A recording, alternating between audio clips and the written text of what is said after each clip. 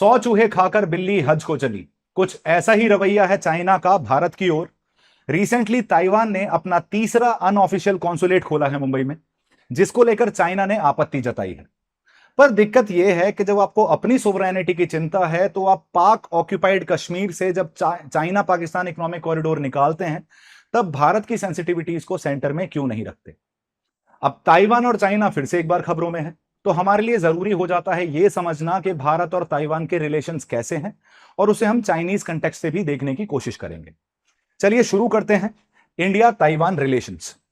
सबसे पहले जो मैंने आपको बताया कि चाइना ने इंडिया को अर्ज किया है कि थोड़ा प्रिकेरियस पाथ अपनाए, थोड़ा सा कॉशियस पाथ अपनाए जब वो ताइवान के साथ डील कर रहा हो, क्योंकि इंडिया वन चाइना पॉलिसी को एक्सेप्ट करता है। वन चाइना पॉलिसी का मतलब है कि जितने भी ऑटोनोमस रीजन हैं चाइना के अंदर, for example Tibet, for example Hong Kong, for example Taiwan, इनको आप एक इंटीग्रल पार्ट मानोगे चाइना का। अटल बिहारी वाजपेयी जी के टाइम पे यह भी हुआ था कि इंडिया ने पूरी तरीके से वन चाइना पॉलिसी को एक्सेप्ट किया था और चाइना ने अपना सिक्किम के ऊपर से क्लेम खत्म कर दिया था। लेकिन वापस से जैसे जैसे जियोपॉलिटिकल सिनेरियोज बदल रहे हैं, ये ताइवान के साथ जो हमारा रिलेशन है, जो डिस्क्रीट और अनऑफिशियल रिलेशन है, इसमें थोड़े से बदलाव आते हुए दिखते हैं। इंडिया का स्टैंड वन चाइना पॉलिसी को लेकर थोड़ा सा बदलता हुआ दिखता है, जो हम इस वीडियो के अंदर डिस्कस करने की कोशिश करेंगे और ताइवान के साथ अपने रिलेशंस को डिस्कस करने की कोशिश करेंगे। पहले समझने की कोशिश करते हैं कि मुद्दा क्या है, आखिर ये चीज न्यूज में आई क्यों। चलिए शुरू करते हैं। सबसे पहले चाइना ने अर्ज किया है इंडिया को कि ताइवान इशू को थोड़ा सा केयरफुली हैंडल करे। क्यों हैंडल करे? कि किसी भी तरीके से इंटरफेरेंस नहीं होना चाहिए चाइनीज इंडियन रिलेशंस में। किसकी वजह से? ताइवान की वजह से। ताइवान ने अपना क्या किया है अभी? ताइवान ने अनऑफिशियल कॉन्सुलेट खोला है, अपना थर्ड अनऑफिशियल कॉन्सुलेट मुंबई के अंदर। अब ये जो अनऑफिशियल टर्म है ये क्यों इंपॉर्टेंट है? क्योंकि देखो, ऑफिशियल डिप्लोमेटिक रिलेशंस आप ताइवान से नहीं रख सकते क्योंकि आप वन चाइना पॉलिसी पे एग्री करते हो। 1949 में India became one of the first country जिन्होंने वन चाइना पॉलिसी को एक्सेप्ट किया। 1954 में आपने पंचशील एग्रीमेंट साइन किया जिसमें आपने तिब्बत एनेक्सेशन को एक्सेप्ट किया और तिब्बत को चाइना का एक इंटीग्रल पार्ट माना। Similarly this goes for Taiwan as well. क्या वन चाइना पॉलिसी में बिलीव करते हो, आप ताइवान को चाइना का एक इंटीग्रल पार्ट मानते हो। इसलिए ताइवान किसी भी तरीके से, या भारत ताइवान के साथ किसी भी तरीके से ऑफिशियल रिलेशंस नहीं रख सकता क्योंकि वो चाइना की सोवरेनिटी को क्वेश्चन करेगा। इसलिए जब हम बोलते हैं कि कॉन्सुलेट ओपन किया तो हम उसे ऑफिशियल कॉन्सुलेट ना बोलकर अनऑफिशियल कॉन्सुलेट बोलते हैं। दूसरी चीज, चाइनीज फॉरेन मिनिस्ट्री के स्पोक्स पर्सन ने बोला है कि किसी भी तरीके से official contact between two countries, that is Taiwan and India, वो नहीं झेलेगा चाइना, और उसको उस चीज से एक दिक्कत है, एक इशू है। ताइवान का नया रिप्रेजेंटेटिव ऑफिस खुला है मुंबई के अंदर, जो भारत के अंदर उसका थर्ड है। इससे पहले न्यू दिल्ली और चेन्नई में उसके 2 अनऑफिशियल कॉन्सुलेट्स ऑलरेडी एग्जिस्ट करते हैं।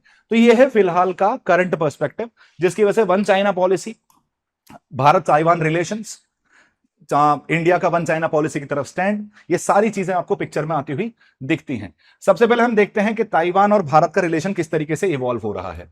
देखो, मैंने अभी आपसे बताया कि ऑफिशियल रिलेशंस हम नहीं रखते ताइवान के साथ, ऑफिशियल डिप्लोमेटिक रिलेशंस हम उनके साथ नहीं रखते हैं। एक सेपरेट गवर्नमेंट की तरह उन्हें ट्रीट नहीं करते हैं क्योंकि वो that can hurt the sensitivities of China. और हम इस चीज का पूरा ख्याल रखते हैं क्योंकि भारत और चाइनीज रिलेशंस को बैलेंस्ड रखना, मेंटेन रखना दोनों के ही हित में है, इस रीजन के हित में है और ग्लोबल इकोनॉमी और ग्लोबल स्टेबिलिटी के भी हित में है। सबसे पहले इंडियाज ने वन चाइना पॉलिसी को हिस्टोरिकली माना है, लेकिन आज की डेट में उस वन चाइना पॉलिसी की वजह से आपको अपना एंगेजमेंट जो है ताइवान के साथ वो लिमिट करना पड़ रहा है। ऑल्दो आपने काफी सारे फॉर्मल टाइज एस्टेब्लिश किए थे विद ताइवान जिस टाइम पे कोल्ड वॉर चल रही थी, लेकिन आप वन चाइना पॉलिसी में बिलीव करते हैं तो आप उसे एक इंडिपेंडेंट सोवरेन कंट्री की तरह ट्रीट नहीं कर सकते, जिसकी वजह से हमारे ऊपर एक लिमिटेशन है कि हम किस हद तक ताइवान के साथ रिलेशन रख पाए। रिसेंट में आपको देखने को मिला है कि रिसेंट में ये जो एंगेजमेंट है आपको काफी हद तक बढ़ता हुआ दिखा है। क्यों बढ़ता हुआ दिखा है? उसके कुछ कारण हैं, उसके कुछ रीजंस हैं। Deteriorating India China relations, China के साथ रिलेशंस खराब हो रहे हैं। चाइना हमारी सेंसिटिविटीज को हर्ट करने पे तुला हुआ है।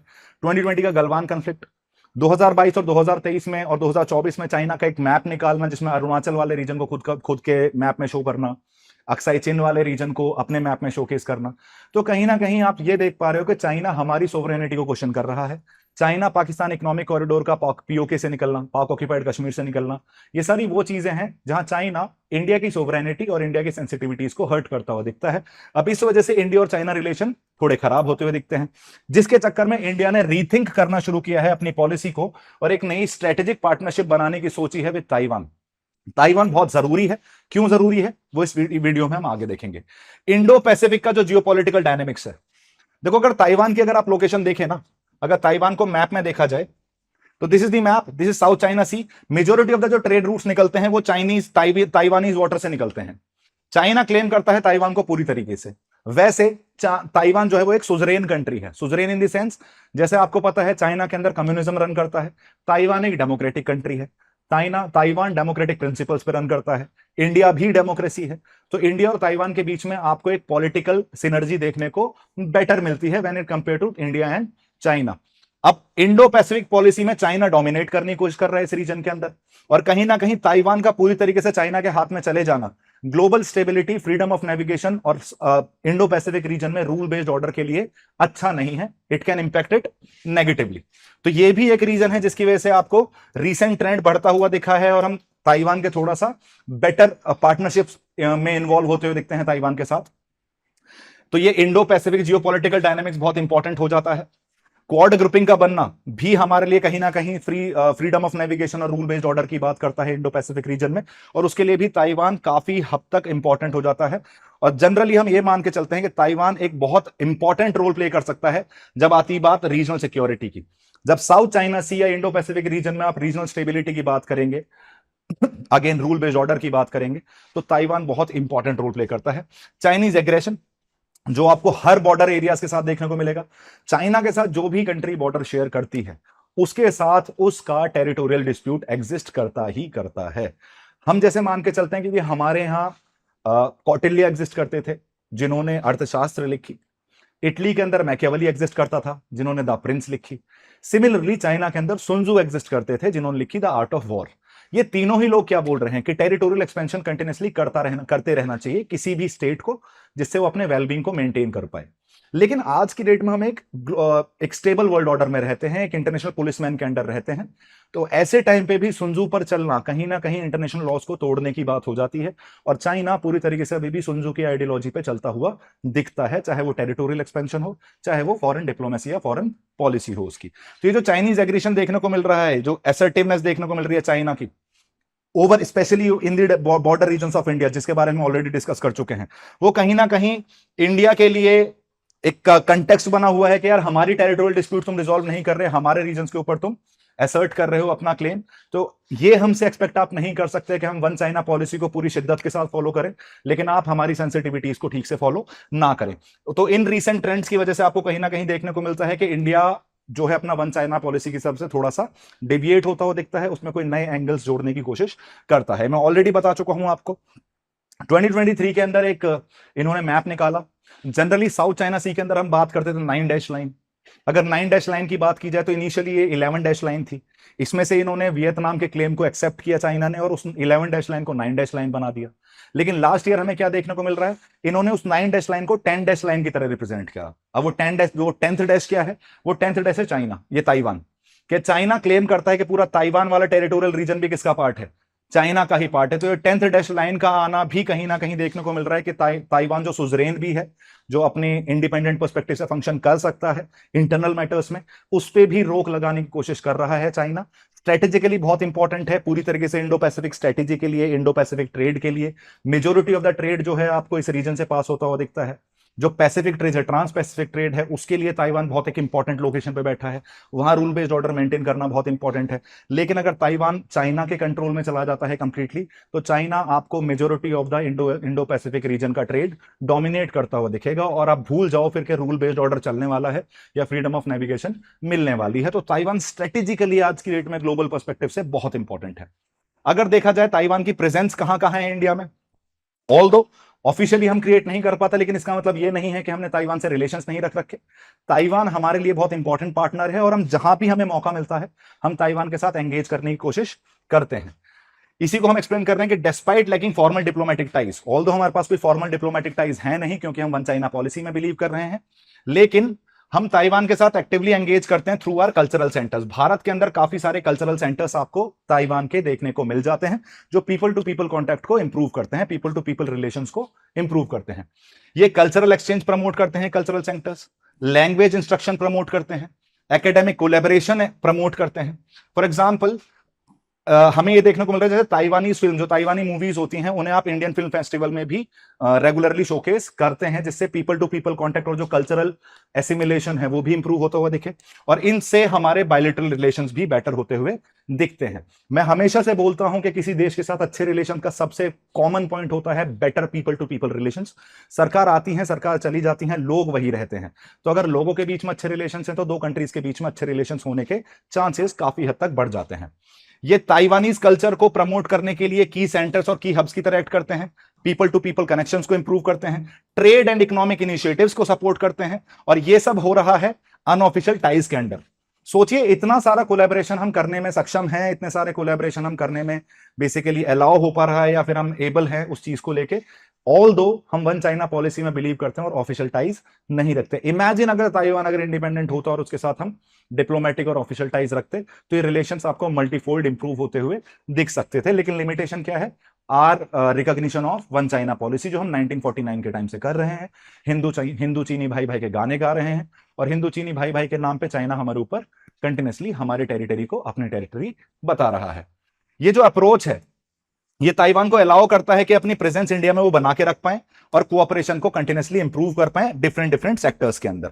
तो इवन दो लिमिटेशंस के बाद भी हम काफी हद तक रिलेशंस को मेक श्योर करने की कोशिश करते हैं कि जितना भी हो सके उतना तो रिलेशन मेंटेन करना ही है। अब ये क्या रिलेशंस हैं कल्चरल सेंटर्स के अलावा, और क्या क्या एरियाज ऑफ कोऑपरेशन आपको देखने को मिलेंगे इंडिया और ताइवान के बीच में? सबसे पहले हमें देखने को मिल रहा है इकोनॉमिक रिलेशन। अगर 2000 में देखा जाए, 2000 के अंदर हमारा जो ट्रेड था bilateral trade, that was around $1 billion, लेकिन 2022 का डेटा हमें बताता है कि लगभग 8 टाइम्स हम इंप्रूव कर चुके हैं। $8.545 बिलियन आपको बायलैटरल ट्रेड देखने को मिल रहा है। दोनों कंट्रीज ने 2018 के अंदर एक बायलैटरल इन्वेस्टमेंट एग्रीमेंट भी साइन किया था। मैं वापस बोलता हूं, 2000 के अंदर ट्रेड वाज जस्ट $1 बिलियन, वो बढ़ के 2022 में $8.45 बिलियन हो चुका है, और 2018 में दोनों कंट्रीज ने एक बायलैटरल इन्वेस्टमेंट एग्रीमेंट भी साइन किया था।